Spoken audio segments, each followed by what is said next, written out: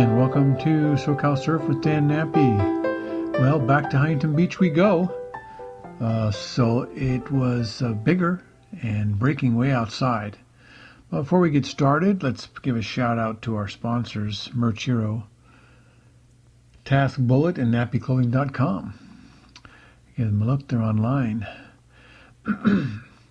Well, it was well overhead outside, and the only hard part was getting past the shore break, which was pretty strong and pretty hard to get past it. So you had to time it. You had to wait for the break in the ocean, then jump out and paddle like crazy to make it past the first set of waves before they broke on you, because that would be bad. Which we did. We waited and took off and made it just over the wave, and then from there, you got about 50 to 75 yards of paddling through the dead zone where the waves don't break very much unless they're really big. And then you have, your breaking area outside, so you paddle, and then make a dash for the outside, which today wasn't hard. Waves weren't that many coming in, but it's a long way to paddle, so you get tired paddling all that way. So you have to just find the breaks and go for it. Then when we first got there, it was first set of waves that came through were well overhead, probably 8-foot faces. The forecast said 3 to 4, and that's how they measure the waves with buoys. So that's the distance that the buoy goes up and down.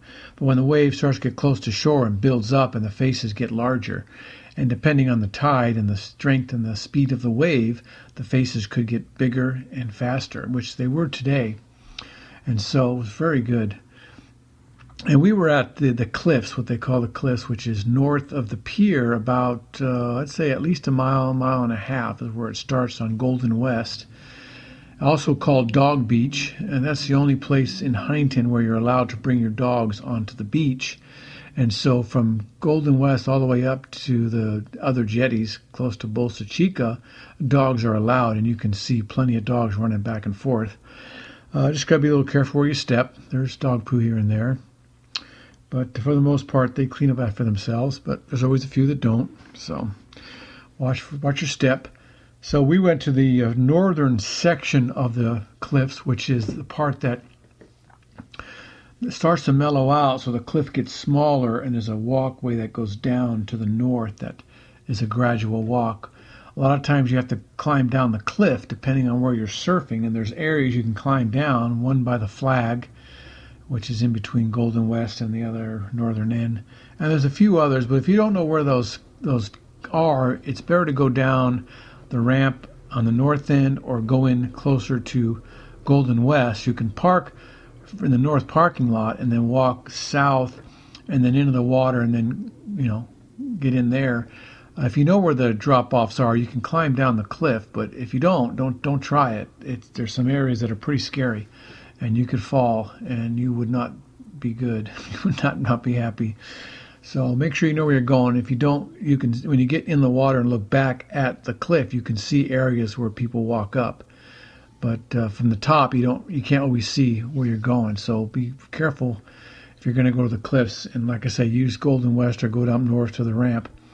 Or you can go to the Gap, which is in between the north end ramp and the Golden West, which is another little place you can get down without any damage to your body or your board. And that's called the Gap, and it's not a store. It's a gap in the cliff that a lot of people go, and that's also where another high school goes out in the mornings during the school year, and they'll surf in the Gap area, and then they leave around 7:30, 8:30, depending. Different schools show up there. So there's a lot of kids there early, but then they leave to go to school. And then in the summertime, when they don't go, the school doesn't meet there, the kids get spread out all along the beach. There's no real concentration of them. And they go a little bit later because they don't have to worry about getting to school. So the schools, the high schools, and sometimes junior highs are there, and they leave, and then it's pretty spread out. I mean, you can always find a gap in the amount of people that are there, unless it's really, really good, then it gets a little crowded. But for the most part, if you just paddle one direction or another, you can get away from people. which is good. That way you're not competing for the good waves, and you're catching enough of them. Today we paddled north. There was only our group, which was 4 of us today, and we were north of the final ramp down, and we were we paddled a little bit south because the current was going north, which is kind of a summer flow, so it's kind of indicating that summer's starting now.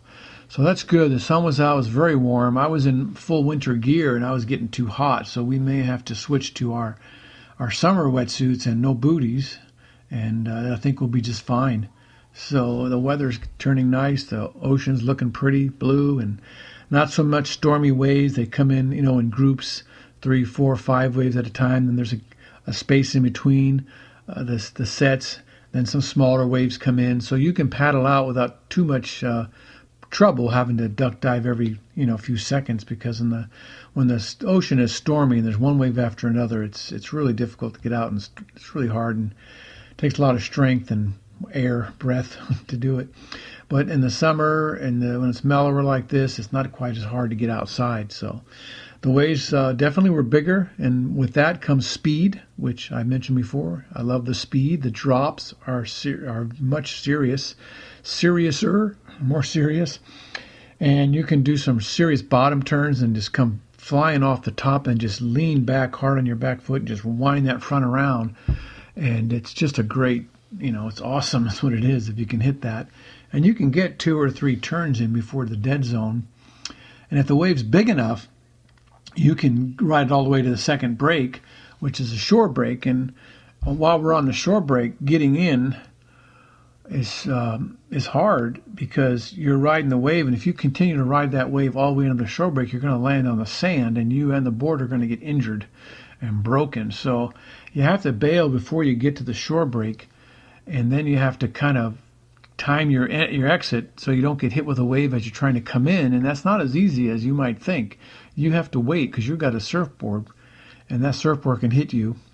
One of our guys, his technique is to push the surfboard away from him, let the wave pull the surfboard towards the shore, and drag him, and then he quickly grabs the board and dashes out before the next set of waves come. Mine is to just kind of just be patient, wait for the break, and then, once I get my feet on the ground, then I wait for the break, and then I dash in between the waves, and sometimes that works, and sometimes you get hit in the back with a big wave and it throws you to the ground, which is what happened today. And so I had to kind of get on my knees and wait for the wave to pass back out, and then I stood up, grabbed my board, and got out. And then when I realized me and my surfboard were covered in sand, large sand and seashells, I tried to rinse off by going back, and I took the board to rinse it off, and the wave came and ripped the board right out of my hands. And I didn't have my leash attached, so I had to go chase the board down the beach because the current was pulling it. So I chased my board down the beach and pulled out and said, well, I guess I'll rinse off at home. So I didn't, I went home on a towel full of sand in my ears, my hair, my shoulders, or my arms. It was everywhere. And that's what the shore break will do. It'll nail you. But the waves were great. A lot of, I think everything I caught, was a left. Yeah, it's weird. Some days you go back and forth. Some days you catch right. Some days you catch lefts. I just go where the wave tells me to go. I know it seemed like today all the lefts were coming to me. I had a couple of rights that I could have taken, but I didn't quite drop in fast enough. I was kind of late and I didn't want to crash, so I pulled back. Maybe that's also called wimping out. But I went a beautiful left, bottom turn, top turn. Oh, it's awesome. And but there was some big sets that would come through and just wash everybody out. I mean, one set came, and I was the only one that was outside far enough that didn't get hammered.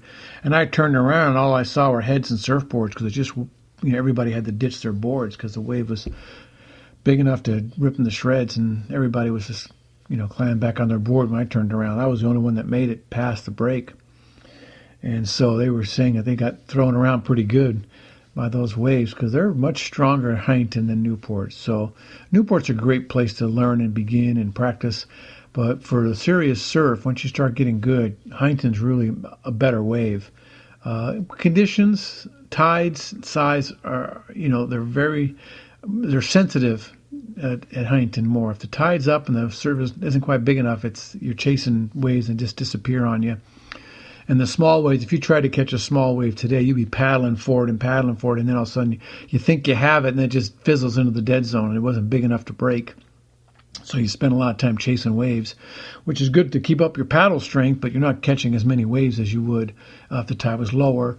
Or at Newport, you catch more waves. It's just easier there. But if you want speed and power, you have to go to Huntington and other places, but that's the most popular one for bigger strength, stronger waves. Okay, that is all. I did see a couple dolphins today, but that was it. Things in the ocean was not that much today. So thanks for listening, and we'll see you soon. Bye.